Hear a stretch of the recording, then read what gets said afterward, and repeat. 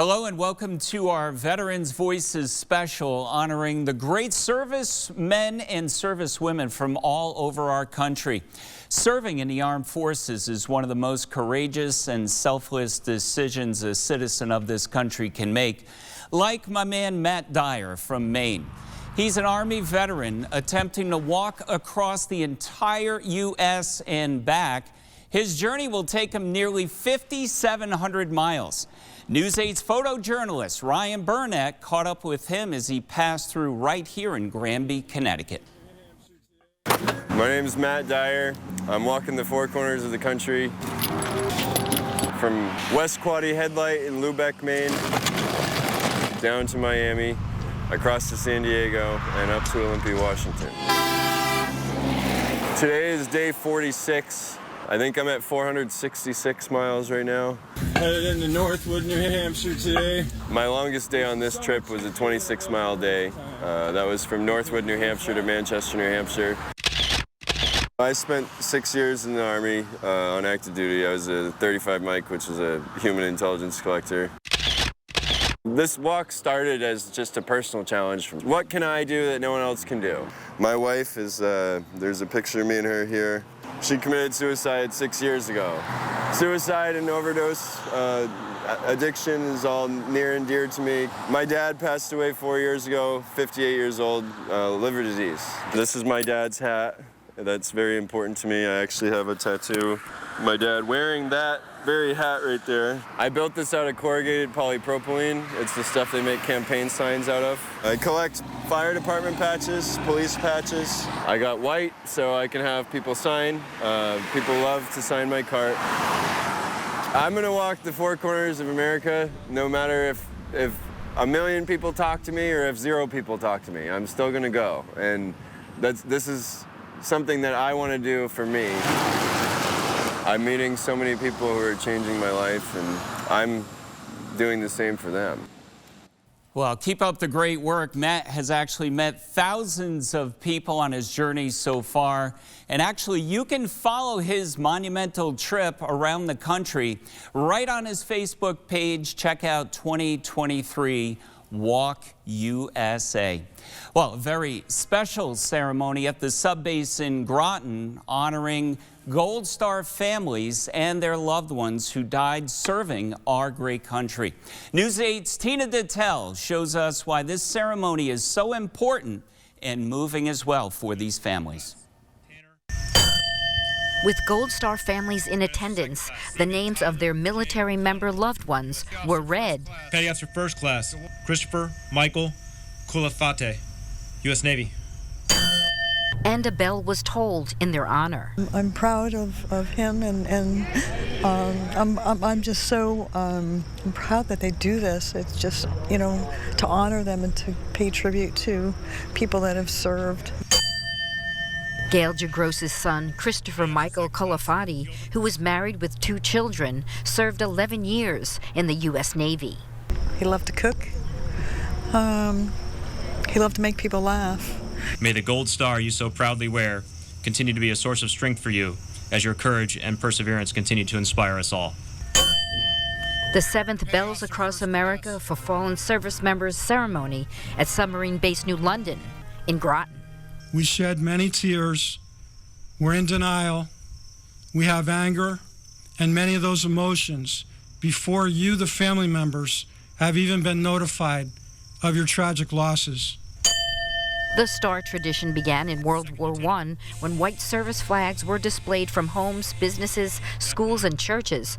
A blue star indicated an active service member. A gold star stitched over a blue star showed they had given their lives for their country. Petty Officer Second Class Dustin Doyen, U.S. Navy. This remembrance goes beyond the subbase. National Gold Star Mothers and Families Day is observed each year, the last Sunday in September. After a new Gold Star Family Field monument was unveiled, the names of 34 New England servicemen and women were read, and then the bell was tolled 4 more times for those whose names were not read aloud. In Groton, Tina Dittel, News 8. Addressing the nation's mental health crisis, specifically for veterans, the Biden-Harris administration has invested nearly $1 billion into Veterans Crisis Line. This life-saving initiative is part of the National Suicide Hotline Designation Act. This easy-to-remember number allows veterans, service members, and their loved ones to quickly connect with qualified responders and access life-saving support. Anytime, any place. And now if you are a veteran or you know a veteran that has been going through a very difficult time or a rough time, dial 988 and press 1. Again, 988 and press 1. All right, expanding VA health care and benefits for veterans. The PACT Act is a new law for veterans exposed to burn pits, Agent Orange, and other toxic substances. This law helps provide generations of veterans and their survivors with the actual care and benefits they've actually earned and deserve. Under the PACT Act, veterans are entitled to VA health care and compensation benefits. If you or a loved one experience toxic exposure while serving in the military, we urge you to reach out to the Veteran Affairs Office as soon as possible. Northeast winters can be fiercely cold, we all know that, and together we can help tens of thousands of veterans in need of warmth and staying warm this winter. Ocean State Job Lot is hosting the 8th annual Buy, Give, Get program. Now here's how it works. Any customer who buys a winter coat for $40 gives it back to the store as a donation to a veteran in need will actually get a $40 gift card for free. This program runs now right through January 3rd. All right, still ahead. I sat down with the Veterans Affairs Director to talk about important resources out there that you may not even be aware of and how it can benefit you and your family. All right, and we are also showing off Connecticut's very own. We asked you to send in photos of your favorite veterans. Oh, and you guys did not disappoint. We'll take a look when we come right back.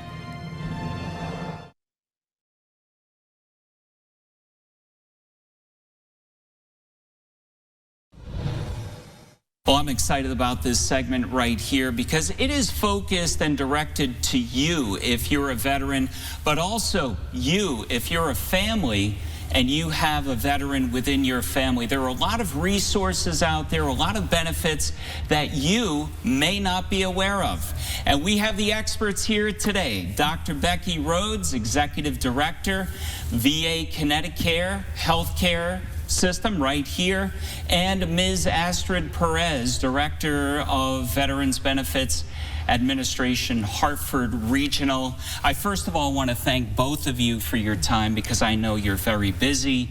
You have extensive schedules, but I just thought it would be a great opportunity for both of you to reach out to a focused audience here of veterans and explain some of the things that are available. And first of all, I want to start with you, Doctor. Welcome to Connecticut. I understand this is a fairly new position for you. It is. Excited to be here. I've worked within the VA New England healthcare system, but excited to be here in Connecticut serving Connecticut's veterans. And Ms. Perez, this is always important. You've been in Connecticut for a few years? Yes, I have. I started in November 2020, and I have been here for 3 years. And what keeps you going? What is the biggest thing, the rewarding side that keeps you going with the benefits side here in Veterans? The service that we provide our employees, more than 50% of our employees are veterans themselves. So it's a great mission, and it's great to serve those who have served. And Doctor, I want to ask you, as we know, talking to veterans, you have young veterans who recently become detached from active duty or maybe still on reserve duty, but this extends all the way out to our older veterans where we still have World War II veterans out there. Give us a sort of range and what's available when you talk about that range. Sure. 25% of the veterans in Connecticut are between the ages of 35 and 65, which is above the national average. And that's a great time to get into the VA healthcare system and come and see us. There's this idea out there, my father-in-law being one of those people, that it's a zero-sum game, and if they come and see us, that someone else won't be able to. We want to serve all of the veterans that are eligible for care, and that starts with working with our VBA partners to either file a claim under the PACT Act, which is the largest expansion of VA healthcare services in our history, and we're trying to get the word out to all veterans, anyone watching this program, that we want to see if they're eligible for care. We provide amazing health care to just about half of the veterans in the state of Connecticut, and we would love to serve the other half of the 150,000 veterans that live here in Connecticut. We want them coming to VA. I stand by the level of quality and care that we provide every day to veterans, and we always want to serve more veterans. I want to thank both of them for coming in, and we'll have much more on that interview straight ahead. Plus, from Connecticut all the way to Washington, D.C., Honor Flight Connecticut, flying veterans of all generations to see monuments dedicated to their service. That story and much more up next.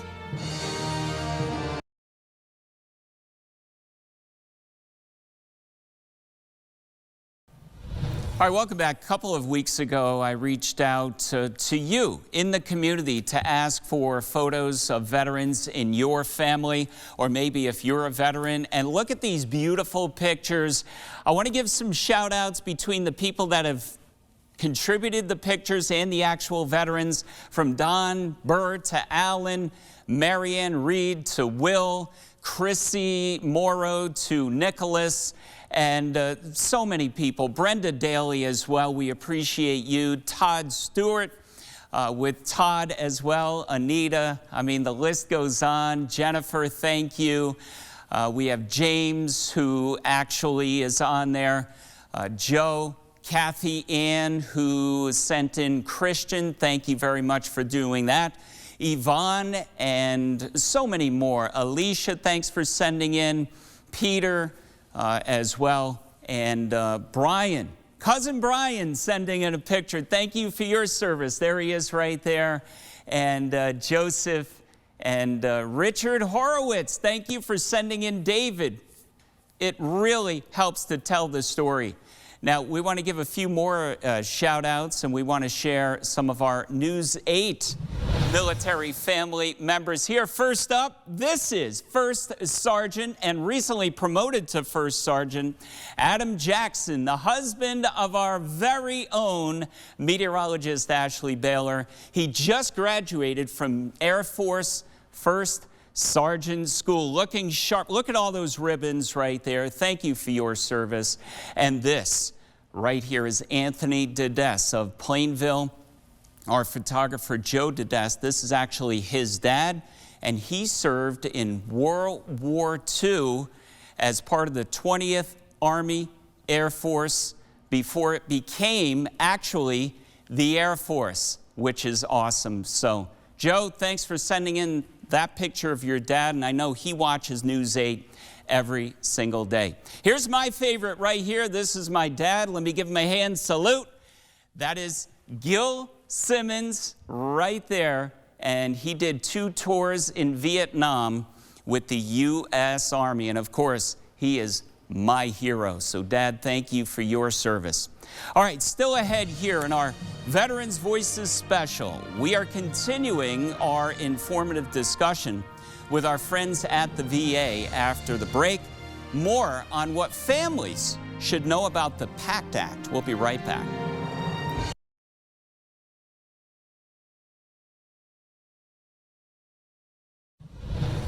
Ms. Perez, can you expand a little bit on that PACT Act? You were saying come in and at least get this process started. Correct. So the PACT Act was passed into law by President Biden in August 10, 2022. So now we have already the 1-year anniversary of the PACT Act, but that doesn't mean that they cannot claim benefits for the PACT Act. At present, we have had more than 1 million claims filed for the PACT Act.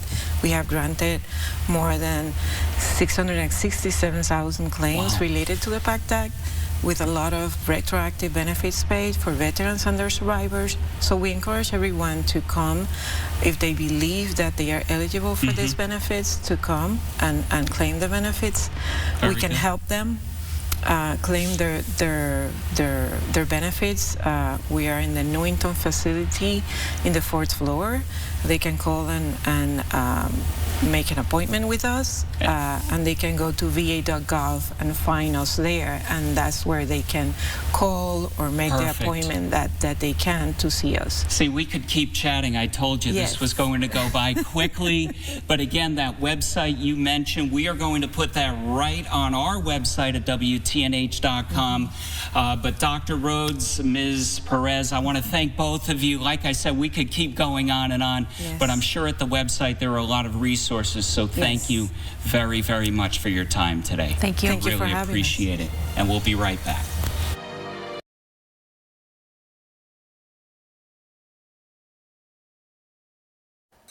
All right, this was the Connecticut Honor Flight back in September. It's a way of thanking veterans for their service and sacrifice, all part of the send-off ceremony here at Bradley International Airport.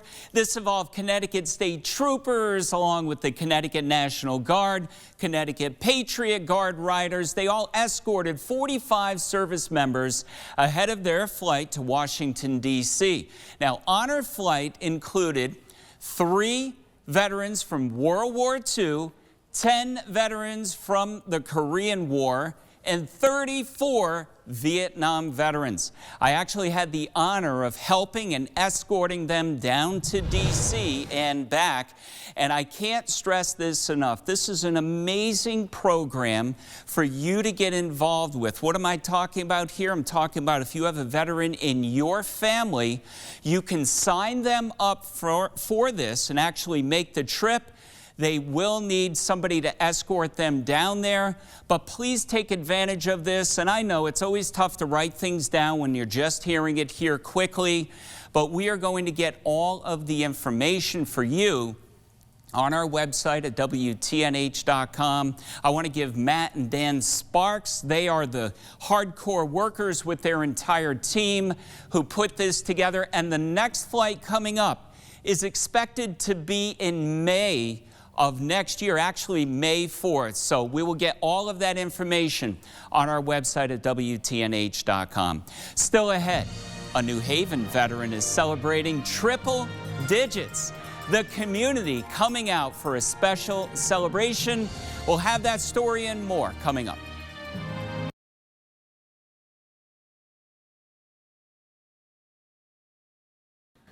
Now we introduce you to a New Haven man who just turned 100 years. It says old, but I'm going to go with young. As News 8's Ken Houston reports, this birthday celebration brought out the whole neighborhood with good reason. Take a look. The New Haven Fire Department, along with its military members of American Legion Post 132, are answering yet another call. However, this response is honoring a member of our nation's greatest generation. He's an American hero, and he's one of our residents. And because the post is attached to the fire department, police department, we're all out here to honor him for his birthday. That's right. Americo Mastro Giovanni just turned 100 years old. He's seen a lot in that time. During World War II, he helped fellow troops storm the beaches of Normandy, putting his life on the line for the United States. We're going from Britain to France on a small ship. It was sunk.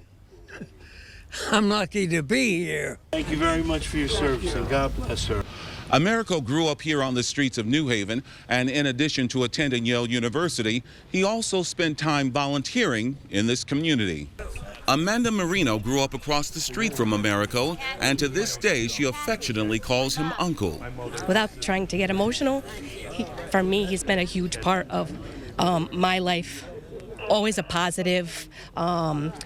influence, always a man full of knowledge. And with that knowledge, this centenarian provides this secret to his longevity. Don't ever become 100. Go from 99 to 101. But before that happens, Senator Chris Murphy has ordered a flag to be flown at the U.S. Capitol in honor of Americo's 100th birthday. In New Haven, Ken Houston, News 8. See what I mean? 100 years young are right there. Great story and happy birthday to you. Well, that wraps up our 2023 edition of Veterans Voices, our special. I want to thank all of you for watching. I also want to remind you about those links that'll be on our website at WTNH.com. Share those with veterans you know. It's very, very important, and it can save a life. I certainly appreciate you, especially if you've served. I want to salute all of you, and I thank all of you that are veterans. Thank you.